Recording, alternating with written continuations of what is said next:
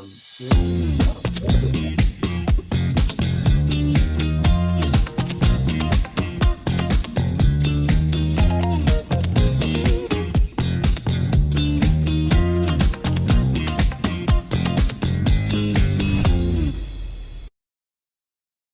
we go. All right. Good afternoon again. And for those of our friends on the West Coast, I guess still good morning. We're glad you're joining us for our monthly lunch with leaders and legends. And we sure have a great guest with us today, Mary Luehrsen, who is the executive director for the NAMM Foundation. And Mary, thank you so much for being here. I know I'm used to seeing you interviewing people, and you're such a pro at doing all that. Mary is so well connected in so many aspects of music education, from advocacy to policy to best practices, and she's always talking with others and sharing all this great information with us. So thank you for being here with us, Mary. Well, thank you. To be invited to be in the category of leaders and legends, I couldn't turn it down. So thank you. Well, absolutely. One of the things that I thought about this morning that I'll ask you first is, those of us in sort of the business, we throw the acronym NAMM around quite often. And we know what that means, but for educators that are out there that might not understand what can you just sort of give us an overview of what NAMM actually is before we get into your part? Absolutely. NAMM stands for NAMM, stands for the National Association for Music Merchants. Now, it has that ring of music merchants is considering where we are with online retail and direct-to-consumer realities with products flowing in so many different ways. NAMM was established in 1901. So we are 121 years old. So we've kept that legacy name with us for all these years. And we're most known for our annual trade show event, which includes music educators and college music students, college music faculty, is our NAMM show. And that's a global gathering that takes place in Southern California, where we bring the whole industry together from really all over the world. But for all these 121 years, the National Association of Music Merchants has been doing their own version of due diligence and sort of self-managing and self-monitoring the industry. It started out actually as a bunch of piano dealers who were very, very concerned about the quality of pianos that were entering the market. And there was some counterfeiting going on, scraping off decals, putting other decals. And they thought, it was also a period in American history where business organizations and civic organizations were formed to be kind of self-monitoring. What is the best practice of our industry? So throughout all these many decades, NAMM has really been leading the charge for music education advocacy. And that is in addition to really, now we're in a very high-tech place. A NAMM show is full of music software, it's full of beat makers, it's full of pro audio, it's full of lighting, event technology. We used to need huge soundboards, now we need iPads, it's amazing. And also our school music sector, which is the core of NAMM's mission. And we know Con Selmer is a pillar of the music education sector. So even with all this technology, we're still going to need tubas. Right. We still need the bottom of the band and orchestra or the mariachi band or whatever it is. We need but all here are welcome to join us at the NAMM show. That's the beauty of our community. If you're a teacher in training, we'd love to see you at the NAMM show. Just go to namm.org and you can check out our early registration options. Well, thank you for that. And I know most people think of NAMM as sort of like the consumer electronics show that happens, in Vegas, that only people involved in the industry can be a part of. But through your work and the expansive offerings now in music education, I'm glad you brought that up. And why I wanted to bring it up is that music educators, it's a great opportunity not only to learn from other music educators, but to see the other side of the business, Yeah. which is to me was very eye-opening, and a unique experience. So thank You you know, for. when, yeah, when you say that NAMM is, traditionally feel like it was only open to the industry. Well, from our perspective, the continuum of people in the industry include music educators, include students who are preparing to go into the classroom, because we know that the relationship with the products that they use is many times going to make or break their programs. Not all, in terms of budgeting and maintaining. We know that there's limited budgets for music education. They have to be managed carefully. So that relationship with the industry can really be pivotal to one's success as a music teacher in a community. Sure.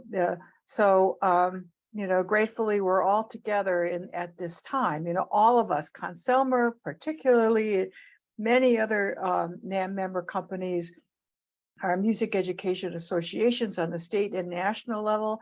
I think that we are more understanding of the pathways we have to each other. We all have our own strengths, but by collaborating and being together, we collectively can be a lot stronger.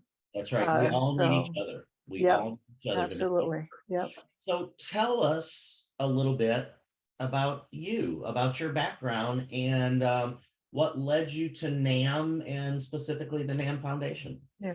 Well, as I like to say affectionately, 1,000 years ago, I had the joy really of graduating from Lawrence University Conservatory of Music in Appleton, Wisconsin, which it was a miracle in itself that I was able to go there, because I was a farm kid from Wisconsin. So, but again, you look back on my own background, it was the miracle of a rural community school board that insisted on a very high quality music program. So they're hiring brilliant educators, great views of beautiful wind ensemble sounds and great repertoire. And there we were, a bunch of kind of dirt poor kids that usually rode on the back of tractors, and we were playing very sophisticated music by the time we were in high school. So that's kind of, the first version of many, many miraculous moments.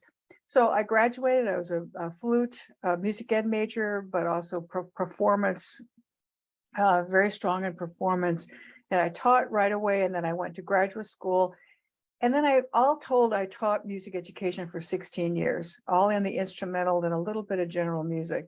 I ended my career as a teacher in an elementary school where I had all the general music classes, and I recruited all the kids for band. And every kid in that elementary school was in the band. I mean, that was just, and they were all reading music by third grade. It was just like a dream. I finally figured out by the time I left teaching. So I went on and did a little stint with an orchestra as an executive director. I got involved with fundraising, marketing as a consultant. Found my way to the Texaco Foundation. Anyone that ever grew on listening to the opera on the radio, I was one of those kids listening to the opera on the radio. Ended up working for Texaco until they were bought by another oil company in the area of music education. They were investing heavily in music education in the years that I was there. And then along the way, I'd met our current CEO at NAMM, Joe Lamont, and he was just being tapped to be the CEO of NAMM 21 years ago. And I kind of read the handwriting on the wall that I was going to need a job. So I wrote to Joe. I congratulated him on his post. This is our story. Maybe he has a different version, but this is my version of the story. So I congratulated on his appointment, and I said, I'd really like to write you a white paper. And at the time, I then laid out a plan for public affairs at NAMM. There was no formal public affairs. There's some really good market development, government relations, but I thought that there could really be a deeper dive into advocacy. So, and then you could say the rest is history. We went on to sort of form the NAMM Foundation in 2006. We created Music Education Days, which is our music educators coming to the NAMM show about 12 years ago. Gen Next is our college program. Those kids coming to NAMM is about 10 years old. The President's Innovation Award, which students can apply to get a stipend to come to the NAMM show, collaborating with Consilver to ramp up the connection to HBCU organizations. You know, we just got, and we did big DC fly-ins, and we helped with the passage of the federal education law with a really good, strong language for music in there. So, and then along the way, just kind of inspiring and nurturing and educating advocates. So every school, every NAMM member had an advocacy focus, right? That they would look out into a community and relentlessly build support for music education. Because if we all do that, we're going to keep funneling more kids into the opportunity. Right. And for some reason that became my life's goal. And I think because I look back at my life as a farm kid, and had I not had that opportunity, right? I mean, my life would have been completely different. You know, I mean, a flute was there, a teacher was there, instruction was there, band camp was there, all the things, you know, and this was, like I said, this is almost dark ages time period. And, you know, it just kind of compelled me to work in the bigger picture. And I think being raised in Wisconsin in that time period, coming up as I did in the 70s during the women's movement, the civil rights movement in Wisconsin, which is at that time a very progressive place. I think I just kind of had the bug for advocacy, and I had the bug for how do we get in and make things better, right? Well, thank you for sharing your personal background. You know, that's one of the things that I like to do on these visits is, you know, we see a lot of those of you that have been on and will be on, we see you in the public eye, but we really don't know a lot about how you got there. So yeah, thank you for sharing that with us. I'm certainly glad that your path took you to where you are now, because we're all benefiting from that. I think that if we made a list of all the top 10 people that have a huge impact on advocacy and in music education, you would definitely be at the very top of the list. oh, well, thank you. Well, absolutely. So the NAMM Foundation, now you're the executive director. Would you kind of consider that the education arm of NAMM, and what are your responsibilities with the foundation? Yeah, the NAMM organization is 121 years old, right? That's, you know, legally chartered as a 501c6. And that's a membership organization, a membership service organization. And there's many of them around the country, right? There's, in other words, and they're governed by a board of directors, and we set policy, and we, you know, sort of set income and expense goals like any other organization. The NAMM Foundation is chartered as a 501c3, which is also very common, you know, as a service organization. It also allows us to fundraise and to take charitable donations, which then can be funneled into our programmatic work. And that those programs include NAMM, the music education days at NAMM, the Gen Next at the NAMM show, funds our President's Innovation Awards, funds music research, which has been very pivotal to all of our industry. How do we know the true benefits and joys of making music from the established research? So you would say that NAMM Foundation is our outreach arm, right?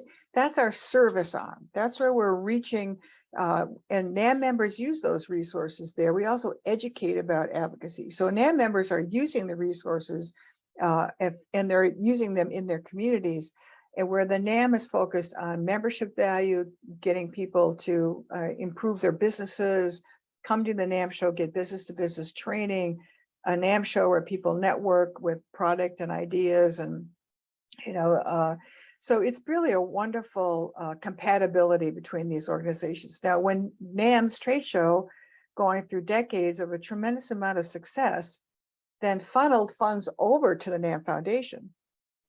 And in the NAMM Foundation, so we take the generosity of the collective generosity of the industry, and it's funneled through the NAMM Foundation to do these public service programs and these outreach. So, so our CEO, Joe Lamont, likes to call it, it's a pair of pants with two pockets. You know, I mean, we're really, really related. Yet Right. we have two separate boards of directors. We operate separately. And you know, our public facing is NAMM Foundation, industry facing is NAMM. Everybody comes together at the NAMM show. I guess the NAMM show is the belt that holds the pants up, right? Yeah. We're all together there. So how many people do you have on your team at the foundation? Well, we've just gone through a really wonderful reorganization. We have 11 staff people that now include the staff of the Museum of Making Music, which is also a division of the NAMM Foundation. That's a beautiful museum at our headquarters in Carlsbad, California.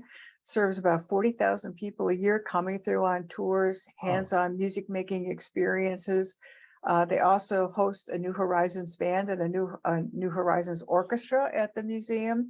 So it's really, you know, it's NAMM as an organization really walking the talk, right? We are out there in that North San Diego County community, really actively serving and developing the market there and working with school districts in the area. That merger of the museum staff and the former public affairs staff has really been very, very successful. You know, everybody's busy every day, you know, Sure. building these programs. So Sounds like you have a lot on your plate and or under your umbrella, however you want to look at it. yeah. How do you manage all these activities and these people? What would you say your leadership style is in working with all of them? Well, gratefully under this reorganization, there's another director, Carolyn Grant, is a brilliant woman. She was for 20 years the director of the Museum of Making Music. So her job has expanded over this new department. So I'm having the remarkable new experience of being not a day-to-day manager, but for 20 years I was. So I was 20 years day-to-day managing, and I never lived there. Oh, that's So I started out living never going to NAMM head and not ever living in the NAMM headquarters. I didn't have any staff to start with. So that was the easiest days, right? You just were reporting up. right. But over time, the market development staff moved into under my umbrella. And then we were very, very organized and very effective remotely. And I think we were probably among the first teams, you know, this was 15 years before COVID. Yeah. And we were doing it simply by email and phone calls and the weekly meetings. And gradually we developed some very, very, very solid templates.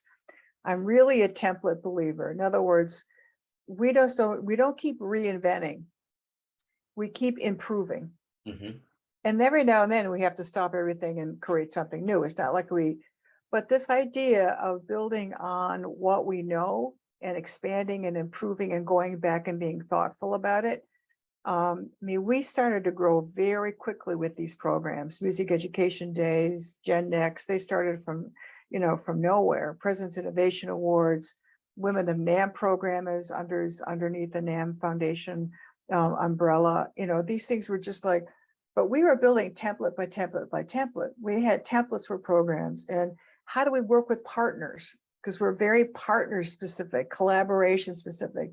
Again, I think we've got some templates so, and also building, I think as a leader, if, you know, because of the reality of distance. Now I would go there every month or every 6 weeks and I'd be intense, but I really built a talented team that were autonomous. They had their portfolio of work. They knew what was expected. They had, you know, they were developing their own templates for work. And I was a support to them. Mm-hmm. You know, I was supporting, I was saying, no, a little more this way, a little more that way. Spent a lot of time working on content and tone of materials. But yeah, they developing a team that has that self-motivation, I think is the absolutely, especially in these times, in these modern times, workers want to come and work what they believe in. And they want bosses that nurture them and guide them in the time that they're with you, because I think they more quickly move on than they used to. Well, So it's just part of our times. I'm sure they love working with you. And you piqued my interest a little bit in talking about the templates and how you built the team, and maybe I might have to twist your arm to come back sometime and talk to us a little bit more about what that looks like, being that we have music administrators, supervisors that are on here that are building teams that have programs that they're also responsible for, and that whole not creating the wheel concept and just making things better. So just put that little bug in your Yeah, head. it's coming from my policy background. You Right, know, people feel, I think people feel more comfortable if they know what the parameters are. sure. And templates are just a way of saying, you know, this is the way we do things. Mhm. Now, it doesn't mean that your input, it won't help us refine the way we do things. In other words, like an open-ended cycle. Right, But it's like there is there's a purpose, there's a methodology. We start someplace, you contribute, you own, you know, and then we're constantly supporting and tweaking. right, So right. Sounds great. Sounds great. So what is maybe it's changed a little bit now that the restructuring, but what does a typical day look like for you? Do you have any special routines that you do? yeah, well, I think we're all like, you know, what would we do without these things, right? I mean, I finally figured out how to put the silent thing on. So I do when I go to bed. It is quiet when I go to sleep. But the minute my thing rings in the morning, you know, lights start flashing. But it works for me to early in the morning to sit with, this is, I think, the only reliable thing that I do is to sit with my iPhone and go through, I have like, I'm up to 3 mailboxes now, you know, in terms of other affiliations that I have. But you know, and just cast an eye over them and sort. So that when then I, you know, that cup of coffee and the dog walk and whatnot, again, that I happen to, I come back and I'm very focused on what is ahead. Right. Now it was took a certain amount of discipline to, it's so the almost within the first thing in the morning I'm going right, delete or or I'm going to come back and look. But again, it just sort of cleared the path. The sun was, you know, I knew exact. And I'm also a very, very unorganized, scratchy list writer. I can't know if you Oh, can see these, but me too. I love it. Yep. yeah, I mean, I should be very high tech and use all sorts of like lists and whatnot and task lists. So, I mean, I have my, so those are that early morning attention to really what's important. I think that carries over from the scratchy lists, right? And then you just, then it's the discipline of just knocking it out. And some days that discipline is not as sharp as you really need it to be. And because of just, you know, the length of our days and the complication of what we need to do and the things that are more important than others. And I think because again, I am a little older. Every now and again, I kind of give myself a little break and kind of, you know, I mean, I think that's important, or else we've all had burnout in our lives. We've all had it. And when we're, and there's so many of us, everyone probably out there is working so intensely at multiple things to get their job done. You know, I mean, I know a music supervisor that had an inventory every instrument in the school district Right. and manage some really serious staffing problems that was going on. And, you know, and.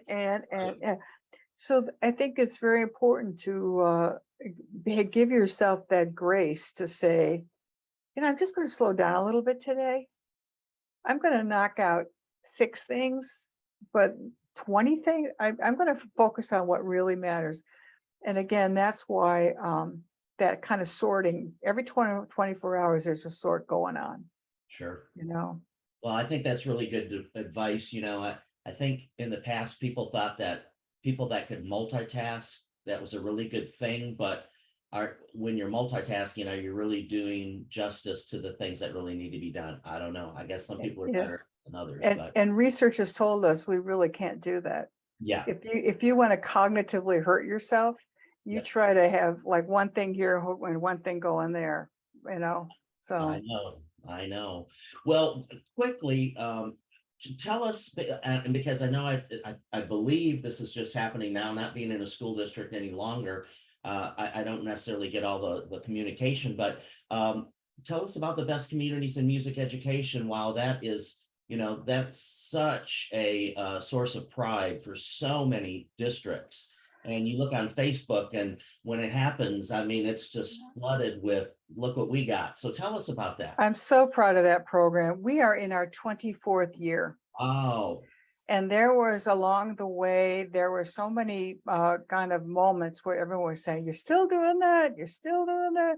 Well, we got really fortunate a few years ago by working with the researchers at the University of Kansas and their help in developing a really solid statistical instrument that guides the survey. And I think had we not just sort of stopped and reorganized, and we had a template wasn't working so great, we reorganized, and then we refined, and we did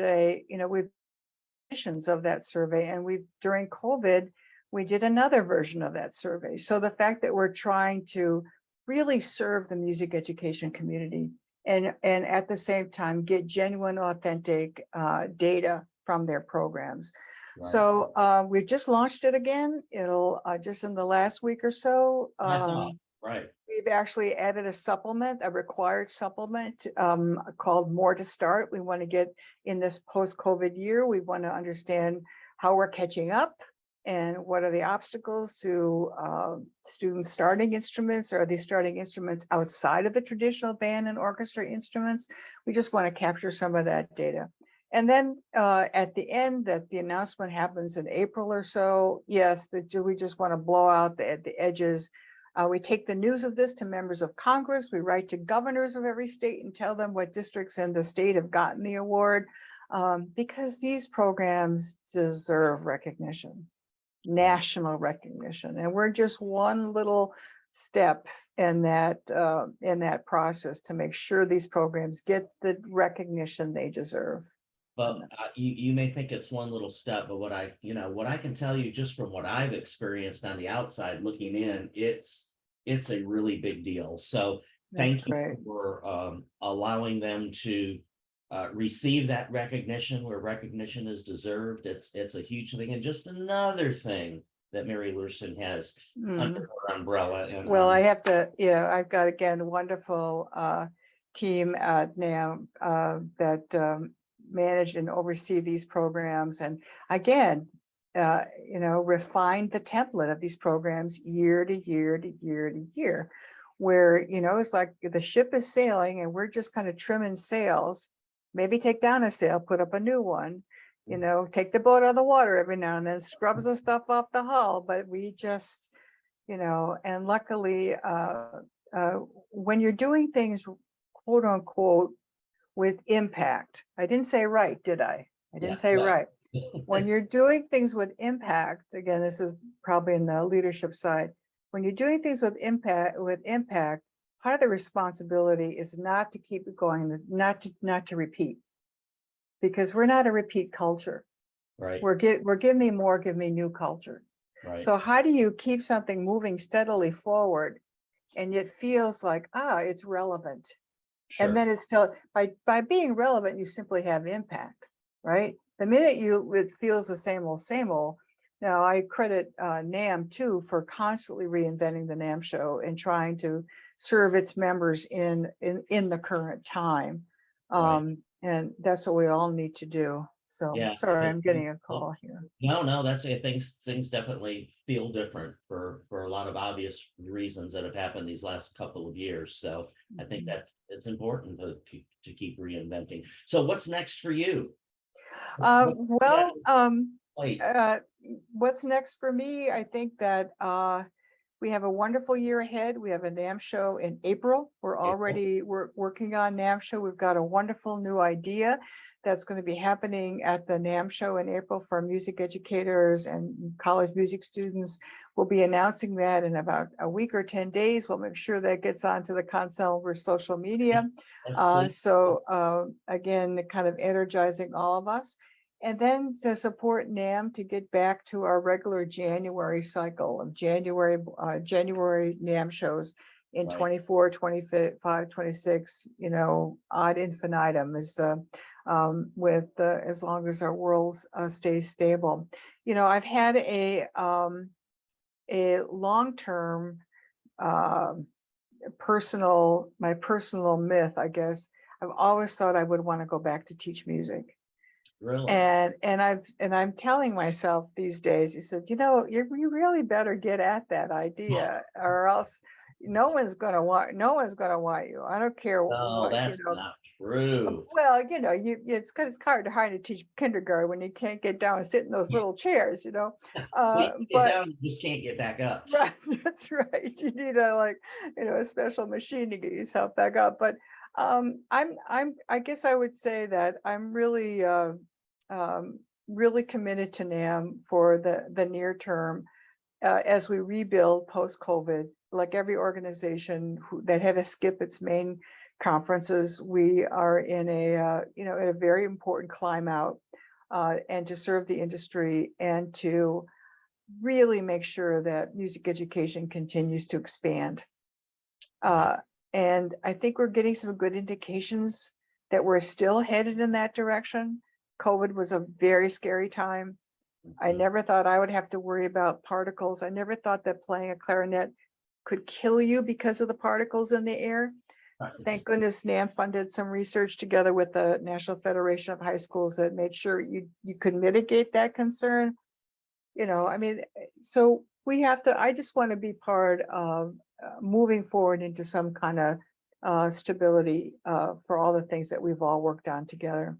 And then we'll see. Maybe you'll find me teaching, clarinet to fourth graders someday again. There you go. So we'll see. Well, and we know you've had a big new change in your life recently, so congratulations. Yes, I thank you for mentioning it. That's right. Huge unexpected surprise. I was married just this last May, and have a wonderful new family, and my daughters also moved to Music City, Nashville.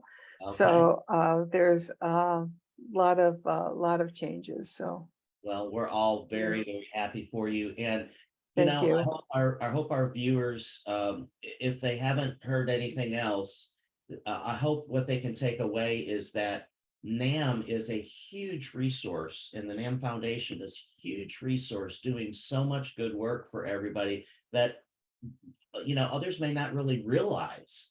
And you've helped us see that very clearly today. And again, we thank you for everything that you do on behalf of all the music educators across the country and probably beyond.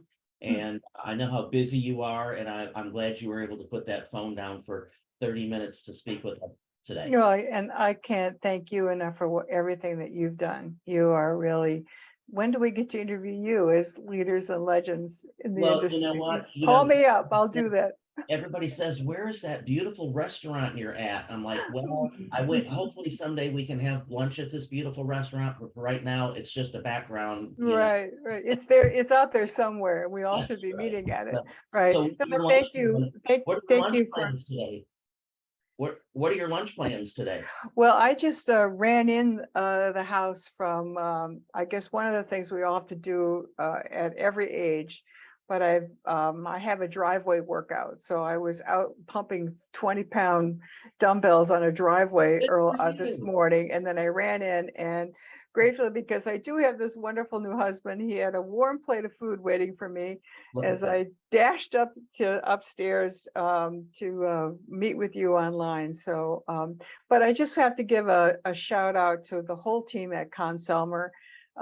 You're great CEO. You're the Division of Education, Tim and Mike and everybody that's there. They have all been on this. They jumped on this advocacy bandwagon so early.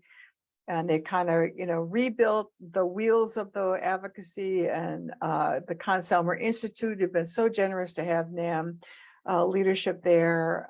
And we just want to continue celebrating you and supporting you as much as we can. So thank you so very, very much. Well, it's been a great partnership, and we hope to continue that as well. Mary, thank you so much. Have a great day, great rest of the week, and we hope to see you in person sometime soon. That's great. And goodbye, everybody. Great to be with you. Bye, Mary.